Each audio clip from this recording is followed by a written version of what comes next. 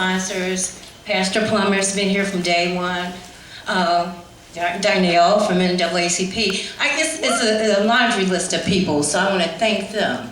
But you know, as the president, I look around and I said, every seat here should be filled. Amen. Every seat. Because when I woke up this morning at 5 o'clock in the morning, breaking news, a shooting in Royal Oak.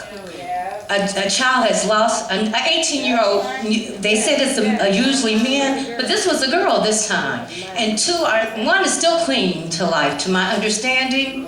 And the fortunate part is, I really didn't know them, but the unfortunate part is, I know the area because I've been in that housing unit a million times. So I started calling around to make sure it wasn't someone that I knew personally. But that doesn't even matter because whether you know them personally or not, it still touches someone's family. And as a nation, a group of people, we need to adopt trying to lift everybody up. I know before my nephew got murdered, I had a principle that I did, and I started years before this, not because of murdering, but when I went to church on the sick and shut-in list, I would pray for a person off that list every week. I didn't know them, but I know that they were in need of prayer if they were sick and shut in. And then when I started applying the principle to people that I saw on the news, I had no idea of how it would feel to lose someone, but I know that I'm a mother of 3. And I know I would never want to get that phone call and say that my son or my daughter has been killed. And I always would try to embrace them, a family that I saw in the news in prayer. Unfortunately, it happened to me. And you know, I hear people talking, like I always said, I was a praying Christian woman. But when it happened to me, it was like devastating. I heard the shots, I ran, I saw him dying. And you know, I had never went through this, through the 4 rallies, because I didn't want to relive that day. But I want to tell you, I relive that day every day in my mind to see my nephew, my twin brother's only child. We raised him from the age of 3 months. You know, I'm so glad that you guys held on to God, because I couldn't understand. I was hurt.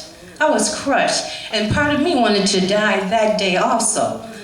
But you know, it took me about 18 months to come back to my senses and say, if I don't have God, I don't have anything. And by the grace of God, I still cry every day, I'm not gonna lie, but I don't cry all day long. And for the few young people that's here, please start thinking about, when you have any kind of thoughts, think about the long term. And for the parents, you know, I heard somebody said, well, you know, it's a different day and time. And we have to raise our children differently. Well, sure it is. It's a different day and time. But my mother is 88 years old. And when we came home with something that didn't belong to us, she asked us, where did we get it from? And we had to return it if we didn't know where it was.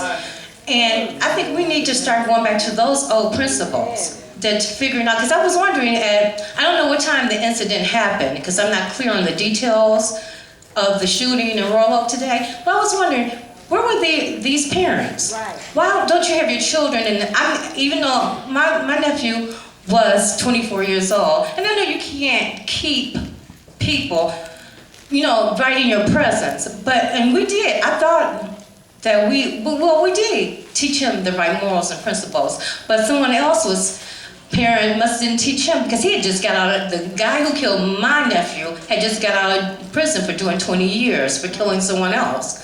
And it was inconceivable that I had to lose my nephew over him breaking up a fight. So I'm just saying, you know, I think it's something that we need to do differently in our community. We have to start being parents and being accountable. And we have to teach our children to understand that one bad choice could change the whole course of their life. And with that said, I'm encouraging everyone to join us, because we don't want it, our organization is not about just having a rally once a year. We're trying to get parent support groups, mentoring programs, who our young people can have some place to go. So with that said, I'm looking for everybody to embrace our membership, and I thank you all for coming.